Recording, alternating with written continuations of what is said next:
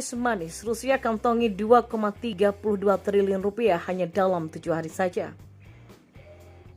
Yang meningkatnya ekspor minyak mentah Rusia menjelang embargo penuh Uni Eropa berdampak pada arus pendapatan yang mengalir deras kepada Moskow. Tercatat dalam 7 hari hingga 4 November 2022, Kremlin diperkirakan meraup peningkatan bea ekspor minyak mentahnya sebesar 16 juta US dollar menjadi 149 juta US dollar atau setara dengan 2,32 triliun rupiah. Dilansir dari Bloomberg, pendapatan rata-rata selama 4 minggu juga meningkat, di mana Rusia memperoleh tambahan 6 juta US dollar menjadi 134 juta US dollar. Kalau dilihat secara mingguan, raihan itu menjadi yang tertinggi seiring peningkatan volume yang sebagian diimbangi oleh tingkat bea ekspor per barel yang lebih rendah untuk pengiriman November. Tarif bea November adalah 5,83 US dollar per barelnya, jadi level terendah sejak Januari 2021 dengan diskon Ural ke Brent selama periode perhitungan terbaru yang berlangsung dari 15 September sampai 14 Oktober sekitar 25,50 US dollar per barelnya. Grafik menunjukkan jumlah kapal yang meninggalkan setiap terminal ekspor dan tujuan kargo minyak mentah dari 4 wilayah ekspor mengalami peningkatan. Sebanyak 34 kapal tanker memuat 25,2 juta barel minyak mentah Rusia dalam seminggu sampai 4 November berdasarkan data pelacakan kapal dan laporan agen pelabuhan. Angka tersebut naik 3,2 juta barel ke level tertinggi sejak Juni dan tujuan kapal didasarkan pada sinyal di mana kapal berada bahwa mereka sedang menuju pada saat penulisan dan beberapa hampir pasti akan berubah seiring pelayaran. Semua angka tidak termasuk kargo yang diidentifikasi sebagai kelas KEBCO Kazakhstan. Total volume kapal yang memuat minyak mentah Rusia dari terminal Baltik naik ke level tertinggi dalam 5 minggu. Pengiriman dari Novorosiysk di Laut Hitam tergelincir setelah lompatan minggu sebelumnya. Dan ini menjadi satu-satunya wilayah yang menunjukkan penurunan aliran minyak mentah secara week on week. Ya, pengiriman Arktik juga menanjak naik ke level tertinggi sejak Februari sebelum pasukan Moskow menginvasi Ukraina. Vasily Dinkov saat ini sedang menuju ke Rizhao di China lewat rute laut utara di sepanjang pantai Arktik Rusia, melewati Selat Bering pada akhir pekan.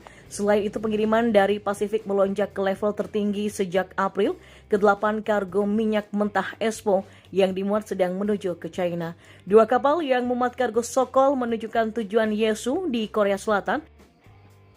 Meskipun kemungkinan mereka akan melakukan transfer kapal ke kapal di luar pelabuhan.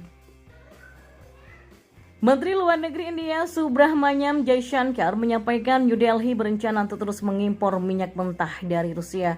Dalam pertemuan dengan mitranya Sergei Lavrov di Moskow, Jaishankar menyebut impor minyak dari Rusia akan semakin memperkuat hubungan antara kedua negara. Rusia telah menjadi mitra yang stabil dan teruji waktu. Mereka juga telah menunjukkan kerjasama yang sangat baik dengan kami, kata Jaishankar.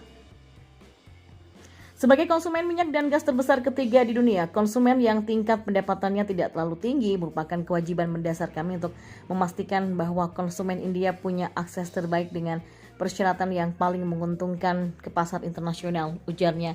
Dan dikutip dari Al Jazeera pada Rabu 9 November 2022, pengumuman yang disampaikan oleh Jaishankar datang menjelang kunjungan Menteri Keuangan Amerika Serikat Janet Yellen ke New Delhi pada akhir pekan ini, ketika dia diperkirakan akan membahas rencana kelompok 7 atau G7 untuk membatasi harga minyak Rusia dengan para pejabat India.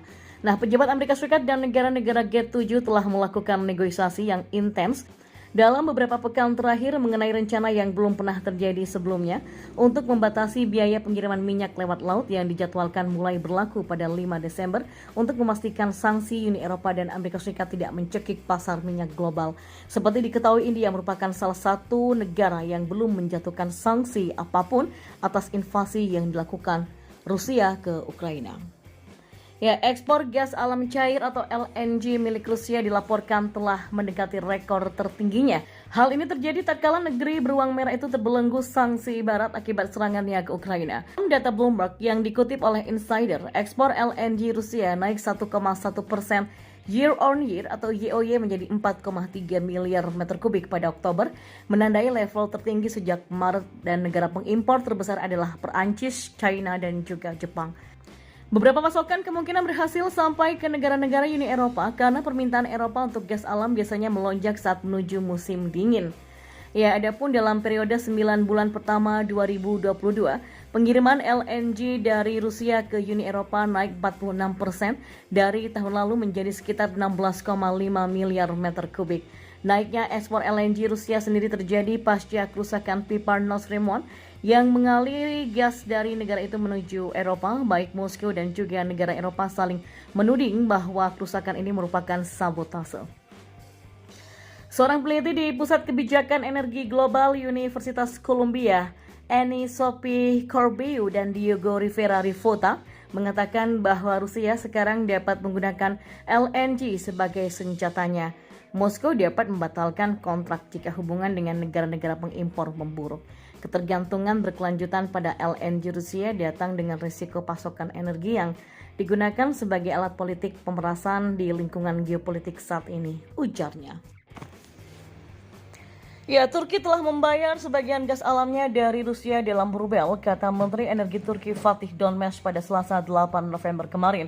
Dalam sebuah wawancara dengan penyiar TRT Haber, Donmez mengatakan bahwa dalam beberapa bulan mendatang, bagian pembayaran mata uang lokal dalam perdagangan energi dengan Rusia akan meningkat. Rusia yang terkena sanksi barat atas invasinya ke Ukraina semakin meminta pembeli energinya untuk membayar dalam rubel untuk membantu meningkatkan mata uangnya. Sebagian besar kesepakatan energi internasional diselesaikan dalam dolar Amerika Serikat atau euro. Turki juga mencoba meningkatkan perdagangan menggunakan lira yang telah dihantam oleh kebijakan moneter yang tidak ortodoks. Ankara dan Moskow sepakat pada September untuk memulai pembayaran rubel untuk pasokan gas alamnya. Dan ketika ditanya tentang proposal Presiden Rusia Vladimir Putin untuk pusat gas alam di Turki, Donmez mengatakan Ankara akan menyusun peta jalan pada akhir tahun ini dan mungkin akan mengadakan konferensi untuk pemasok dan juga pembeli.